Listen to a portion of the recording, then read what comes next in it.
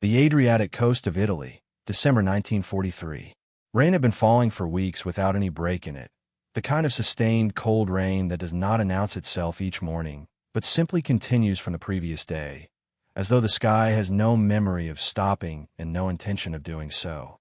The mud along the approach road south of Ortona had deepened past the point where wheeled vehicles could use them reliably. Drivers who tried to pull off the paved surface found their axles buried before they could reverse. Tracked vehicles fared better, but churned the soft shoulders in a black soup that narrowed the usable lane by the hour and left a trail that artillery observers noted and logged. The Moro River, swollen to nearly twice its peacetime width by weeks of rain draining off the Apennine ridges to the west, had already swept away pontoon bridges that the engineers had spent 2 nights constructing.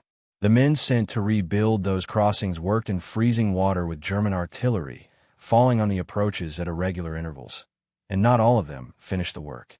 The olive groves that had stood on the slopes between the river and the ridgeline to the north were splintered to root lines by the artillery of both sides. The vineyards running along the lower fields were wire and broken stakes. Craters filled overnight and became water obstacles that no map showed. The ground was cold and black and almost completely without cover, and there was almost no movement off the roads, and the roads were under continuous German observation from positions that had been recording every usable route since the autumn. In that mud, on that ridge, looking north toward a port town perched on its plateau above the Adriatic, the men of the 1st Canadian Infantry Division had been fighting for 17 consecutive days without relief. If this story is pulling you in, take a second to hit the like button and subscribe, and drop a comment telling me where in the world you're watching from. It means a great deal to know who's listening. They had crossed the Moro River under machine gun and mortar fire in the first days of December, establishing footholds on the north bank that cost more than the commanders had estimated and that the German counterattacks tried twice to eliminate. They had taken the village of San Leonardo on the far bank, lost it to a German counterattack that came in while the engineers were still working on the bridge behind the assault companies, and taken it again a second time at a cost the battalion commanders recorded without embellishment in their war diaries. They had then spent 5 days attacking a position that appeared on no military map under any formal name, and that the soldiers themselves called the Gully, because that word captured what the printed contour lines could not: a deep, defended ravine running directly across the primary axis of advance, held by the 90th Panzer Grenadier Division, with machine gun posts established on the far lip. Mortar teams with pre-registered coordinates covering every approach across the open ground below, and wire obstacles that the rain had made nearly invisible in the brown, standing water filling the fields. The Canadians attacked the Gully repeatedly from the front because no clear flanking option presented itself, and the Gully returned those attacks with casualty figures that documented precisely what happens when experienced German infantry have prepared their ground and the attacker has no practical option but to cross open terrain toward them regardless of the price. 5 days of frontal assault on the Gully produced losses that were recorded in the unit war diaries and casualty returns without commentary. The numbers spoke for themselves. Entire platoons were reduced to sections. Company commanders became the most junior officers in their battalions. The engineers who had been building bridges found themselves filling gaps in the infantry line. The Gully had been designed to do exactly what it was doing, and it was doing it efficiently.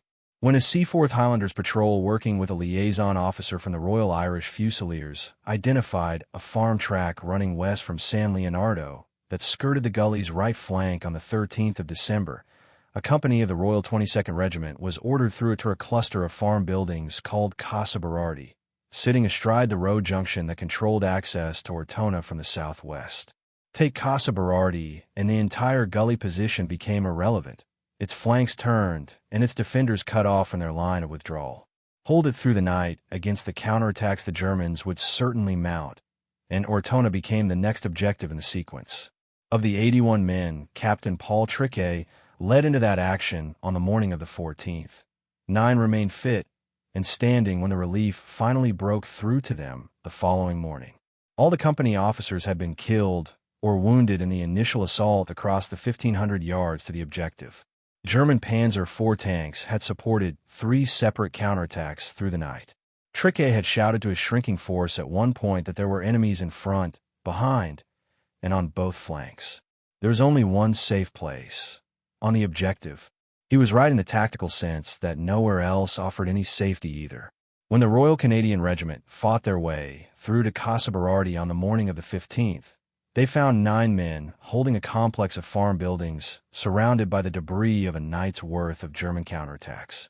Captain Paul Triquet received the Victoria Cross, the first awarded to a Canadian in the Italian campaign. It was not given for sentiment. The road to Ortona was open. What waited at the end of it? None of the men of the 1st Canadian Infantry Division had been trained or prepared to fight. The 1st Canadian Infantry Division had arrived in Italy as part of Operation Husky, the invasion of Sicily in July 1943. Most of the men in its battalions had never been in combat when they landed on the beaches near Pacino. The division had fought up through Sicily, crossed to the Italian mainland at Reggio Calabria in September, and had been pushing north up the Adriatic side of the Italian boot for the 3 months since, absorbing the specific education that the Italian terrain and the German defensive system offered. By the time they crossed the Moro River in December, they were not the division that had landed in Sicily in July. They had fought through Potenza, through Campobasso, through the river crossings of the Biferno and the Trigno. They had learned what fighting in the Italian mountains and valleys cost in time and men and equipment, and they had learned some things about how to do it. What they had not learned was how to fight in a stone town that a professional engineer corps had spent weeks turning into a 3-dimensional killing system. The soldiers waiting inside Ortona were not ordinary German infantry, and the 1st Canadian Division's intelligence staff understood that from the first hours of contact with them. The 2 battalions defending the town were the 2nd Battalion of the 3rd Parachute Regiment and the 2nd Battalion of the 4th Parachute Regiment, drawn from the German 1st Parachute Division. By December 1943, that formation had accumulated a combat record spanning nearly every theater the Wehrmacht had fought in. Their history ran from the airborne operations in Denmark and Norway in the spring of 1940, through the assault on Belgium and the Netherlands in the same campaign, the jump across the Corinth Canal in Greece in 1941, and sustained combat on the Eastern Front before the division was redeployed to the Mediterranean. The men in those 2 battalions had been fighting continuously for 4 years at a pitch of violence that had refined their understanding of defensive combat into something narrow and highly specific. How to occupy and prepare a position so that every approach leads the attacker toward ground the defender already controls and is already aimed at. How to maintain unit cohesion under sustained assault from multiple directions. How to time a withdrawal so that the force survives intact to occupy and prepare the next position. And how to impose the maximum attritional cost on an enemy who has no practical choice but to keep advancing. Field Marshal Alexander, commanding Allied land forces in the Mediterranean theater, would later describe the 1st Parachute Division as the best German troops in Italy. He was not reaching for a compliment. He was recording a professional judgment built on months of watching them perform against formations that included some of the most experienced Allied units in the theater. The division they replaced in the Ortona sector had been the 90th Panzer Grenadier Division, a veteran mechanized infantry formation that had held the Moro River approaches and the ground south of the town against British and Canadian pressure for weeks before attrition and the sustained fighting wore it below effective combat strength. When those troops were used up, the 1st Parachute Division came forward to take their place at the point the German command judged most critical. The Canadian intelligence officer who produced the 22nd December assessment documented the significance of that transition directly. The arrival of these specialists on the Canadian front, he wrote, gave a clear indication of enemy intentions and enemy fears. The paratroopers had been sent because the German command understood that the 90th could no longer hold what needed to be held, and because Ortona was sufficiently important to commit troops the Wehrmacht could not easily spare or replace from other sectors of the Italian front. What made Ortona worth that commitment was the town's position in the German defensive system. Ortona was the eastern anchor of the Bernhard Line, the winter defensive position crossing the narrowest part of the Italian peninsula, on which the German High Command depended to hold Allied forces away from Rome and the productive central regions of the country. British 8th Army intelligence had assessed, incorrectly, that the Bernhard Line ran just north of the town and that Ortona itself would be held only briefly. The German command understood that if the Canadians took Ortona and pushed north to Pescara, They gained access to roads and mountain passes that gave a viable approach to Rome from the northeast. The town had to be held long enough to deny that option, and the 1st Parachute Division was given that task. The town itself provided defensive advantages the German engineers studied in careful detail and then multiplied. Ortona stood on a steep-sided plateau above the Adriatic, and the sea covered the eastern and northern flanks of the plateau almost completely, concentrating any assault into the narrow southern approach across open ground that the defenders on the plateau height could observe and engage from their elevation. The town had 2 physically distinct sections that bore directly on how the battle would unfold. The newer, southern section had buildings with space between them and streets wide enough for tanks and infantry to use with some tactical freedom.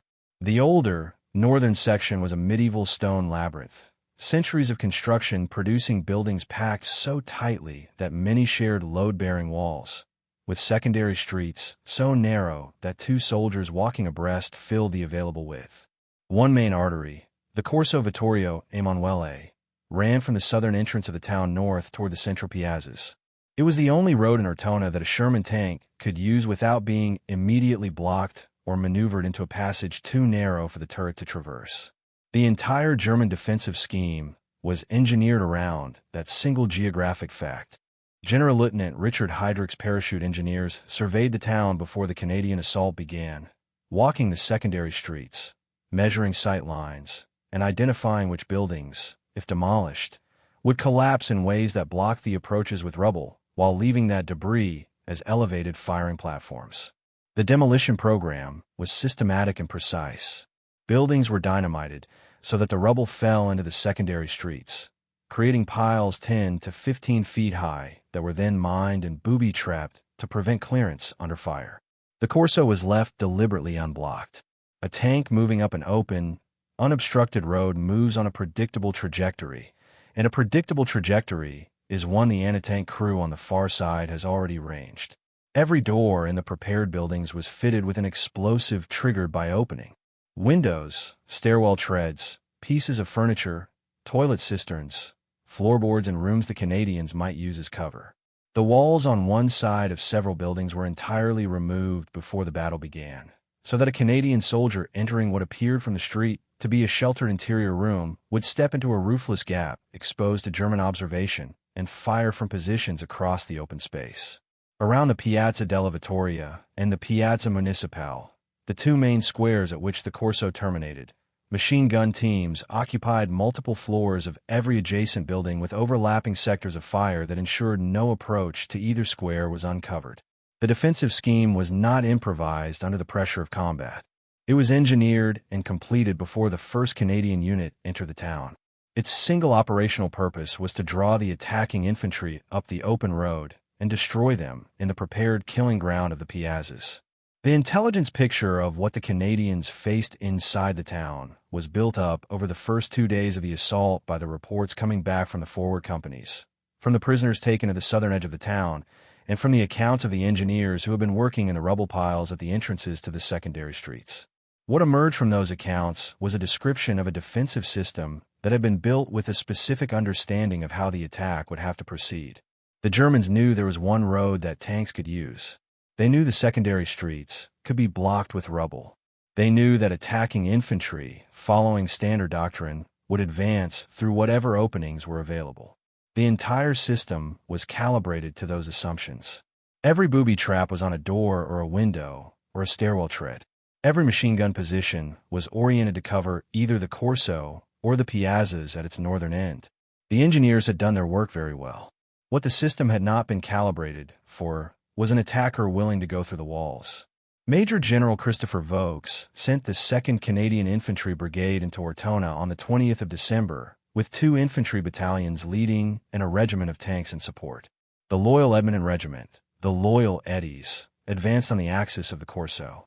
The Seaforth Highlanders of Canada pushed on the eastern flank toward the southeastern portion of the town.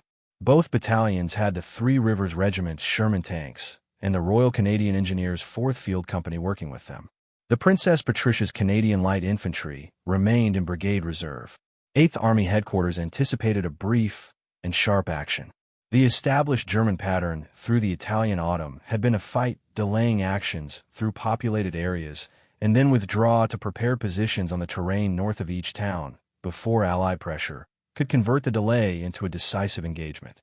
Montgomery had directed Vaux to have Ortona by Christmas. The operational assumption on both sides of the Moro River was that the parachute battalions would impose a maximum delay in the built-up area and then pull back to the terrain north of the plateau that offered better natural defensive positions. The town would fall in a day or two. That assumption failed completely from the first hours of serious fighting. On the 21st of December, the loyal Eddies pushed into Ortona's southern section and worked up the Corso toward the Piazza della Vittoria. Three Rivers tanks fired into the rubble piles blocking the secondary streets, reducing them enough for infantry engineer teams to work through the gaps. 6-pounder anti-tank guns suppressed German positions beyond each obstacle as the teams advanced. The combined arms pressure moved the leading elements forward, and by afternoon D Company had reached the southern edge of the first main square. But the resistance was not the resistance of a formation scheduled to withdraw. Machine gun positions that had appeared suppressed reopened as the angle of approach shifted.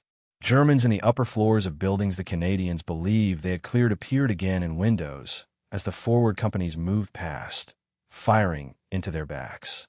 At night, parachute soldiers infiltrated through gaps in the Canadian positions, and the fighting resumed in corridors and stairwells, conducted in darkness with grenades thrown downstairs.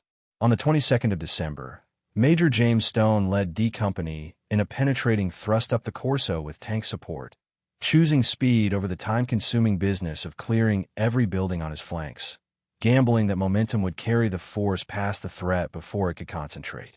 The tanks knocked out 3 German armored vehicles contesting the advance. The column pushed north to the entrance of the Piazza Municipale and stopped at a rubble pile packed with surface-laid mines that the engineers could not clear under the fire from the buildings surrounding the square. Machine gun positions on multiple floors of every adjacent building had interlocking fire covering every entrance to the piazza. Stone's company was forward in a narrow salient with enemy on 3 sides, and the prepared killing ground of the main square directly ahead. Brigadier Bert Hofmeister, commanding the 2nd Brigade, made the decisions on the 23rd of December that the true scale of the battle required. He committed the Seaforths fully to the western side of the town with orders to push northeast and link with the loyal eddies of the northern end of the old city. He assigned 8 additional tanks to each battalion. The first round fired was an armor-piercing shell, its hardened, penetrating tip selected for the ability to drive through stone masonry and carry its residual kinetic energy into the room behind the wall, killing or disabling the occupants without the shell detonating inside the structure and bringing it down on the assault team operating below. The second round was a frangible type, fired through the hole the first had made, designed to break apart on contact with any interior surface and distribute its fragments through the full volume of the enclosed space.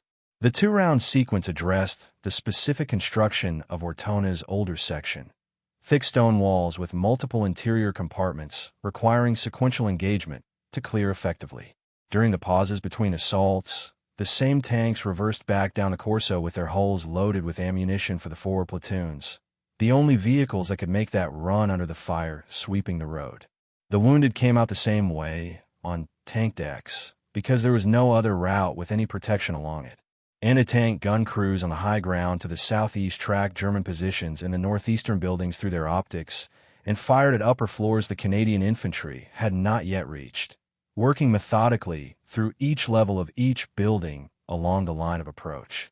Christmas Day, the 25th of December, arrived while the loyal eddies were still contesting the buildings around the Piazza Municipale, and the Seaforths were pushing through the western section of the old city block by block. The Seaforth Highlanders organized their companies in rotation, moving platoons from the line to a damaged church a few blocks south of the fighting where the cooks had set up a Christmas dinner on actual tables. Soup, pork with applesauce, cauliflower with mixed vegetables, mashed potatoes and gravy, Christmas pudding, mince pie, and a couple of bottles of beer per man. Companies came in from the line, ate in what had been a church, heard some carols, and walked back to their positions. The loyal eddies had their dinner delivered forward to the buildings they were holding. In a German parachute position a block away, someone had set a small Christmas tree in a window of a room still under German control. A note recovered later from a German parachute officer, named Karl Bayerlein, recorded the state of things without ornament. There was no place for Christmas sentiments. He did not know how much longer they could hold Ortona. The day after Christmas answered the question. On the 26th, German parachute engineers triggered pre-planted demolition charges in a building that a Canadian platoon had just occupied through a mousehole entry. The structure came down. 23 Canadians were killed.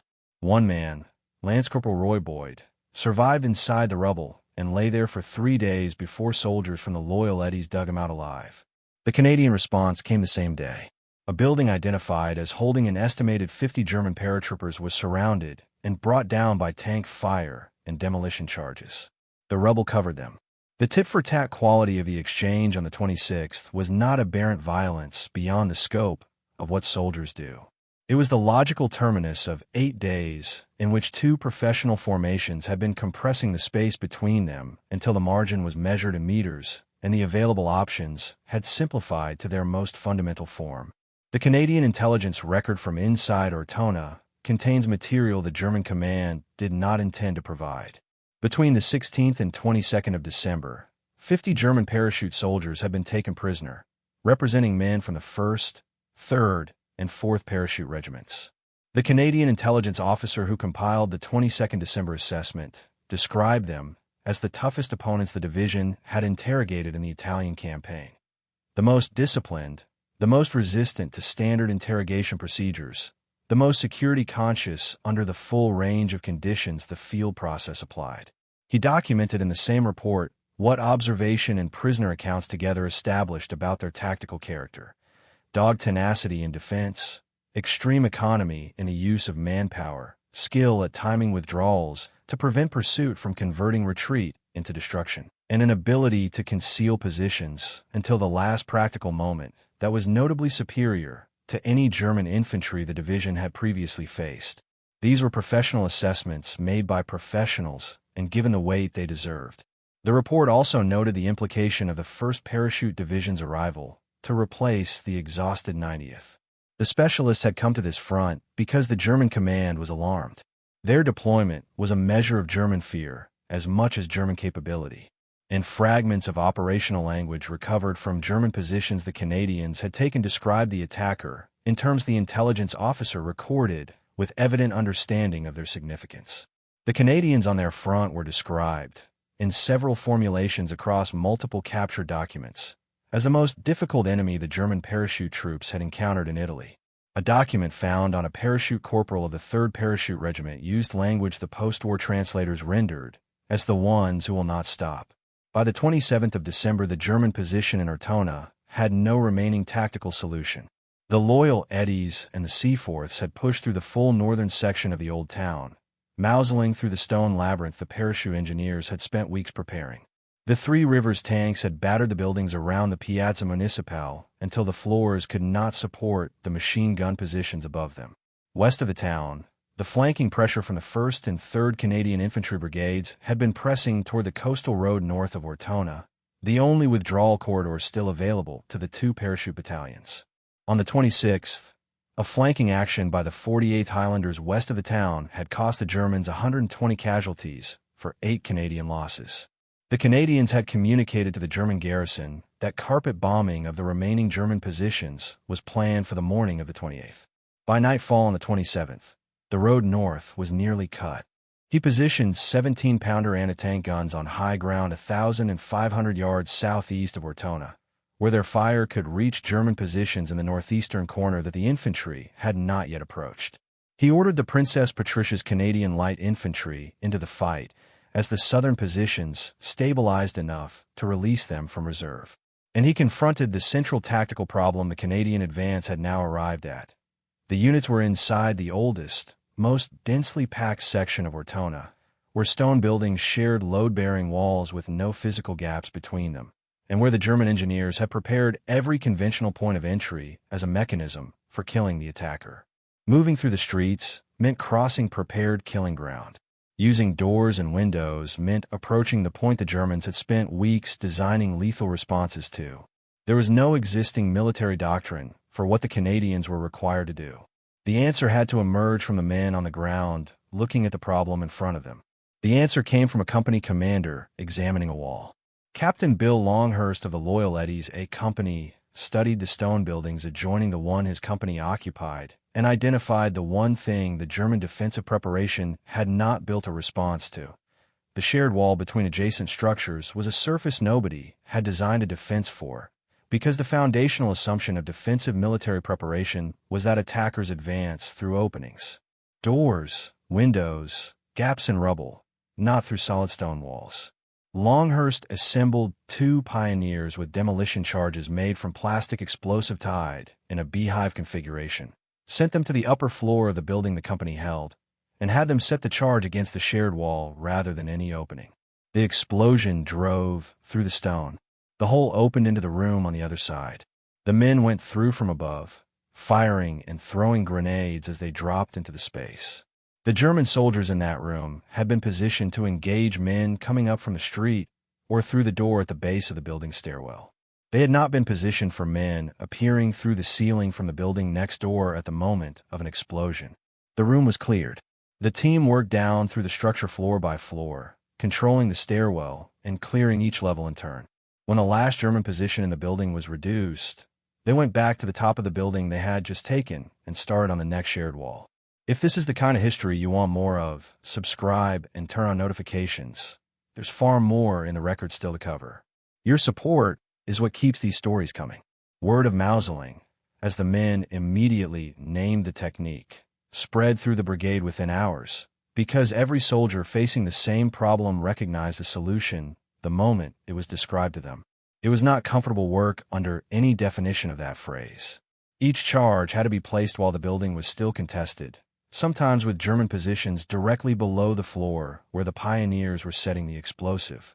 The noise inside stone walls when the beehive charge detonated was physically disorienting to everyone in the structure. The dust was blinding for the seconds needed to go through the hole.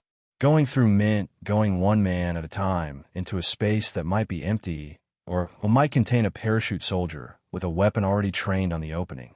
Every mousehole remained a dangerous threshold. But the danger was of a type the German defensive system had not been engineered to address. The entire elaborate preparation of the old town of Ortona, the rubble blocking the secondary streets, the mine doors and windows, the demolition charges set in floors and stairwells, the overlapping machine gun sectors covering the approaches to the piazzas, had all been built on the single foundational assumption that attacking infantry would move through openings. Mouseholing moved through walls. The assumption was wrong, and every building taken by the technique demonstrated the wrongness of it to the men on both sides of the stone. The 3 building complexes around the main corso were the most technically demanding of the assault. German positions in these structures had prepared firing slots on every level and mutual supporting fire between adjacent buildings. The Loyal Eddies working through the connected stone row houses on the western side of the corso went through 13 walls in a single day at one point in the fighting, clearing buildings from the top floor down toward the street level and using the rubble of the rooms above as cover while they worked downward. The sounds that came out of those buildings, the charges, the grenades, the submachine gun fire in confined spaces, the shouting in English and German, sometimes only a single wall apart, produced a quality of combat that the soldiers who survived it described in the memoirs and interviews conducted in the decades afterward with a consistent reference point. They could not find any other word for it except hand-to-hand, and that was sometimes literally accurate.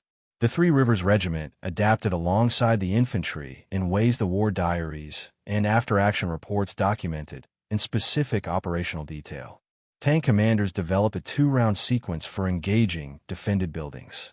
The Germans compressed between the ruins of the San Tommaso Cathedral and the castle at the northern edge of the plateau, were under combined artillery and naval gunfire, and had almost no room left to maneuver in any direction. In the early hours of the 28th of December, the 2 parachute battalions of the 1st Parachute Division withdrew from Ortona. Without announcement, moving in the dark through what remained of their corridor, and using the ground knowledge that weeks of occupation had given them to avoid the closing Canadian flanking force, they went north. When the first light came on the 28th, the streets held no German soldiers. Canadian patrols pushed through the remaining buildings at dawn and found abandoned positions, equipment left behind in the speed of the departure, and the physical record of 8 days of fighting imprinted in every surface of the town. The defenders were gone. The losses the 1st Canadian Infantry Division sustained in Ortona were documented in casualty reports with administrative precision. The loyal Edmonton Regiment and the Seaforth Highlanders together had sustained 275 casualties inside the town proper, of whom 104 were killed outright. Across the broader Moro River campaign surrounding and preceding the urban battle, from the initial crossings in early December through the fall of Ortona on the 28th, the division had sustained more than 2,300 casualties in a single month. The dead from those weeks were buried at the Moro River Canadian War Cemetery, near the river they had crossed at the start of Bloody December. More than 1,400 Canadian graves stand there, their headstones facing north toward the town on its Adriatic plateau. The month entered Canadian military memory under the name the soldiers gave it during the fighting itself. Ortona they called the Italian Stalingrad, and the British journalist Christopher Buckley, who reported from inside the town during the battle, wrote that the fury of the combat reminded him of nothing else he had witnessed in the war. Neither description was an exaggeration. Both were professional observations from men who had witnessed a great deal. The record of what the 1st Canadian Infantry Division accomplished in December 1943 also includes the less visible contributions of the arms that supported the infantry through every hour of the Moro River campaign and the street battle at its end. The Royal Canadian Artillery delivered the fire plans that covered the river crossings and the advances toward the Gully and Casa Berardi, and maintained counter-battery work against the German guns that had registered on the approach road south of Ortona throughout the month. The sappers of the Royal Canadian Engineers built and rebuilt the bridges the Moro River kept destroying, cleared the minefields and the approach routes, and provided the assault pioneers who worked with the infantry inside the town. The medical personnel who ran the regimental aid posts and the forward positions, and the field surgical units behind them, kept working through the cold and the continuous casualty flow of Bloody December under conditions that the medical officers' reports describe with the same administrative precision the unit diaries used for everything else. The administrative record of the campaign is part of the record of what it cost and what it required of everyone involved in it. The legacy of Ortona in Canadian military memory has a particular character because of the gap between the scale of what happened there and the degree to which it was acknowledged during the war itself. The battle received relatively little press coverage compared to operations in northwestern Europe and the Pacific. Montgomery's attention and the 8th Army's priorities had already shifted before the town fell, moving toward the Anzio landing and the operations against the Gustav Line that would occupy the coming months. The Canadians who fought in Ortona in December 1943 came home after the war to a country that knew something had happened in Italy, but had only a partial picture of what it had been. The Moro River Canadian War Cemetery, established in the field south of the town, received its dead in the weeks and months after the fighting ended, and was confirmed as a permanent installation. Families in Edmonton and Vancouver and across the country received the notifications that contained the specific language of military loss: the name, the rank, the regiment, the date. The names on those notifications are on the headstones facing north of the Moro River today. The battle itself remained relatively obscure in English-language military histories until the 1990s and early 2000s, when detailed accounts drawing on the war diaries and after-action reports of the units involved established the full record of what had happened there. The recognition that came with those accounts was belated, but it was grounded in primary sources that had been sitting in the Canadian archives since the winter of 1943. The tactics developed at Ortona also influenced the training and doctrine development that followed the battle in direct ways. British and Canadian military schools incorporated Mouseholing into their urban warfare curricula.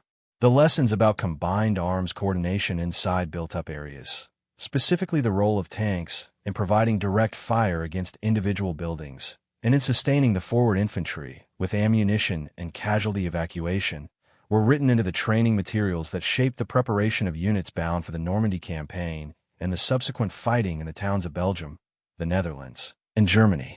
The question of how to advance through a prepared urban defense without simply feeding men through the points the defender had designed to kill at, the question the loyal Eddies and the Seaforth had answered by going through the walls, became a central concern of Allied urban warfare doctrine for the remainder of the war. The operational record the battle produced outlasted its strategic moment. A Canadian post-battle assessment written in the first weeks of 1944 described urban combat as a discipline with its own decisive factors, its own requirements for preparation, and its own logic that differed from open country warfare in ways requiring specific doctrine and training to address. The report noted that the proficiency could be acquired through deliberate preparation or through bitter experience. At Ortona, it had been acquired entirely through the latter. Over 8 days of combat the Canadians had not been systematically trained for before they entered the town.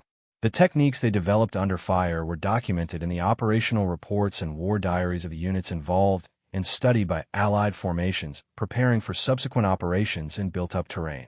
Mouseholing as a primary technique for advancing through connected buildings was documented and circulated. The combined arms approach the Three Rivers Regiment developed with the infantry, the Canadian military record from the fighting at Ortona, includes detailed accounts of the combined arms adaptation that took place inside the town over those 8 days. The engineers of the 4th Field Company, working alongside the assault infantry, developed techniques for placing and detonating demolition charges in confined spaces that minimize the risk to the men triggering them while maximizing the structural effect on the adjacent wall. The pioneers who had been blowing lanes through rubble piles in the secondary streets adapted their procedures for the interior work of Mouseholing, learning which charge configurations produced clean holes without collapsing the floor above or below. The sappers who accompanied the leading platoons in the final days of the battle had accumulated a working knowledge of the problem that no training manual had provided because no training manual had addressed it. That knowledge was recorded in the engineer after-action reports that were produced after the battle, and that entered the corpus of technical documentation the Royal Canadian Engineers maintained throughout the war. Using sequential ammunition types against defended structures and adapting the tanks as forward resupply and casualty evacuation platforms alongside their combat role was analyzed in reports that moved through the 8th Army. The principle that the prepared threshold is the dangerous entry point and that the attacker's task is to find and use the unprepared surface entered the doctrine materials that shaped Allied practice in the towns and villages of northwestern Europe through 1944 and in 1945. A case study produced at the Modern War Institute at West Point in 2022 described the Battle of Ortona as one of the defining engagements in the history of urban military operations and observed that its operational lessons remain directly applicable to the challenges of built-up area warfare 80 years after the last German parachute soldier left the town. Every doctrine manual on built-up area operations produced by Western armies in the decades following the Second World War contains, somewhere in its lineage, what the men of the loyal Edmonton Regiment and the Seaforth Highlanders worked out by necessity in the compressed stone streets of Ortona. The German 1st Parachute Division fought on in Italy after December 1943. Reconstituted and reinforced, the formation defended the Gustav Line and the winter positions north of it through 1944 and held together as an effective combat formation under sustained Allied pressure longer than most German units deployed in the theater. They remained, by every professional measure, an elite formation whose performance under pressure the German command valued and whose capabilities the Allied armies had learned to account for carefully. But the Canadian intelligence reports and the German operational documents recovered from the positions inside Ortona preserved what both sides assessed about what had happened in that town between the 20th and 28th of December 1943. The parachute troops who had fought in Denmark and Russia and Greece described the Canadians at Ortona in the operational language of professional soldiers evaluating professional adversaries, without the inflation of propaganda or the condescension of a force that has beaten an opponent it does not respect. The Canadians had dismantled the foundational assumption of the prepared defensive system. They had come through walls. They had fought in the rubble of buildings that had just been brought down around them. They had advanced when the arithmetic of the situation offered rational grounds for stopping, and kept advancing when those grounds were no longer present. The worst enemy encountered in Italy was the judgment of the best German troops in Italy. The record holds both assessments and the context that gives each of them the full weight it carries. The Moro River Canadian War Cemetery stands a few kilometers south of Ortona. Near the river, the 1st Canadian Infantry Division crossed at the beginning of bloody December 1943. More than 1,400 headstones stand in rows that face north, toward the town on its plateau above the Adriatic Sea. The Commonwealth War Graves Commission maintains the individual record of each man buried there, with his name, his rank, his regiment, and the date he died. The dates in those rows span the full month of December, from the first crossings of the Moro to the last day of fighting in the streets. Some of the stones show the 20th of December, the day the assault on the town began. Some show Christmas Day. Some show the 28th of December, the last morning of the battle, after the German parachute battalions had already withdrawn north in the hours before dawn. The records do not explain what happened to each of those men. They state the name, the rank, the unit, and the date. The cemetery faces the direction those men were moving when they died. Captain Paul Triquet, who earned the Victoria Cross at Casa Berardi with 9 survivors from an 81-man company, survived the war and lived until 1980, dying at the age of 65. Lance Corporal Roy Boyd, pulled from the rubble of the demolished building after 3 days underground, survived as well. What became of Karl Bayerlein, the German parachute officer who noted that Christmas sentiments had no place in what remained of Ortona, is not established in the available sources. What became of the parachute corporal from the 3rd Parachute Regiment, whose captured possessions contained the letter describing the Canadians as the worst enemy encountered in Italy, is similarly unrecorded. The letter is preserved in the archival collections from that period. The name of the man who wrote it was not transcribed in the Canadian intelligence log that processed it. The town of Ortona today is a working Adriatic port with a population that has grown well past its pre-war levels. The rebuilt streets of the old northern section cover the foundations where the stone buildings of 1943 stood and fell and were cleared away. The main piazza, the Piazza Municipale that the German engineers have prepared as the final killing ground of the Canadian assault, and that the loyal Eddies fought their way to and around over 4 days of combat, functions as a town square. Artillery damage is visible on older stone walls that were incorporated into post-war construction rather than replaced. The Church of Santa Maria di Costantinopoli, where the Seaforth Highlanders rotated through for their Christmas dinner on the 25th of December while the fighting continued 2 blocks away, was repaired and still stands. The San Tommaso Cathedral, around whose ruins the last German defenders were compressed by the closing Canadian advance in the final days of the battle, was rebuilt. Canadian veterans who returned to Ortona in the years after the war encountered response from the people of the town that found expression in physical terms rather than formal ones. People who had been children during those 8 December days remembered the sound of the fighting and the silence that came on the morning of the 28th when it stopped. They remembered the Canadian soldiers in the streets that day. The gratitude expressed in those encounters was not rhetorical. It was proportional to what the people of Ortona understood about what had been paid to take the town and what would have been left if the Canadians had not. In the main piazza, the faded stencil of a military police notice painted in December 1943 is still faintly visible on stone that was not replaced in the post-war reconstruction. Allied troops curfew, 2100 hours. It is one of the few remnants of December 1943 that survived the reconstruction of the town, surviving not because it was preserved deliberately, but because no one thought to paint over it. The cemetery is 3 kilometers south of the town. The headstones face north. Thank you for staying with us until the end. If what you heard here stayed with you, the other films on your screen carry the story forward. Subscribe if you haven't, and I'll see you in the next one.